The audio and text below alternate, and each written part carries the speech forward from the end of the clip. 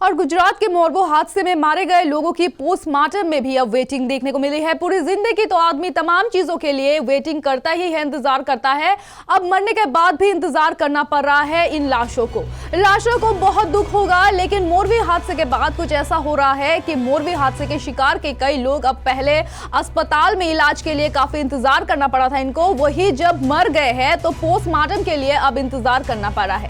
इस दौरान शवों की दुर्गति ऐसी हो रही है कि परिजनों का भी सब्र का जवाब अब टूटने लगा है। गुजरात के मोरबो ब्रिज हादसे के बाद शहर में ऐसे हालात बन गए हैं कि मृतकों को कफन दफन के लिए भी अब किल्लतें मच गई है। शहर के चारों कब्रिस्तान में हादसे के बाद शवों की ऐसी बार आई है कि कब्र खुदाई के इंतजार में शवों के कतार लगे हुए हैं। ठीक यही स्थिति शहर के सातों शमशान में भी दिखाई दे रहे हैं, जहां पर चिता सजाने के लिए ना तो जगह बची है, ना ही अंतिम संस्कार कराने के लिए पंडित उपलब्ध है।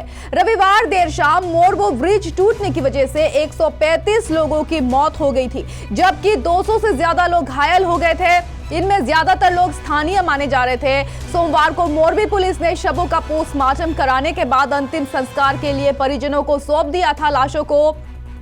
लेकिन जब परिजनों ने शवों को उनकी अंतिम गति देने के लिए शमशान और कब्रिस्तान पहुंचे तो कुछ ही देर में ऐसे हालात बन गए थे कि शवों की लंबी कतार लगी और शहर के चारों कब्रिस्तानों में लगातार कब्रों की खुदाई का काम चल रहा है। इसी प्रकार सातों शमशान में लगातार शवें जो है वो लाश जो है वो जल रहे हैं। इसके बावजूद भी कई शवों को दफन के लिए वेटिंग में रखा गया है, वही कई शव जलने के लिए अपनी बारी का इंतजार कर रहे हैं। शहर के चारों शमशान में कब्र खोदने के लिए 150 लोगों को लगाया गया है। सोमवार की शाम तक इन सभी लोगों ने 26 लोगों के दफन के लिए कब्र खोदी थी। वही मंगलवार को भी कब्र की खुदाई का काम जारी है।